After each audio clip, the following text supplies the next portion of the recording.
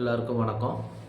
தற்சமய கோச்சார் அடிப்படையில் பார்க்குறப்போ மகர லக்னத்துக்கு இப்போது வண்டி வாங்குகிறாங்க, சில பேர் வீடும் வாங்குகிறாங்க. இதில் ரொம்ப நாள் வண்டி அமையாதவங்க வண்டி வாங்குகிறாங்க. வீடு அமைச்சுக்கிறப்ப வந்துட்டு நீங்கள் ப்ராப்பராக டாக்குமெண்ட்ஸு செக் பண்ணிக்கணும்.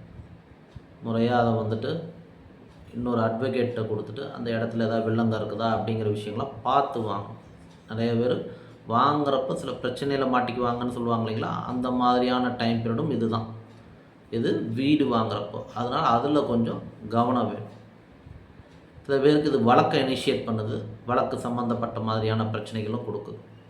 ஸோ அதுலேயும் கொஞ்சம் கவனம் வச்சுக்கணும். வழக்குக்கு உண்டான விஷயத்துலலாம் போக வேண்டாம், தேவையில்லாத பிரச்சனைகளை ஈடுபட வேண்டாம், அதையும் பார்த்துக்கணும். அதே மாதிரி சில பேருக்கு ஆரோக்கிய சம்மந்தப்பட்டதுலேயும் சில பிரச்சனைகள் கொடுக்கும், சரிங்களா? அதனால் இது 2 விஷயத்தை செய்யலாம். அதில் இந்த வீடுங்கிற விஷயத்தில் கொஞ்சம் எக்ஸ்ட்ரா கவனம் வச்சுக்கணும், சரிங்களா?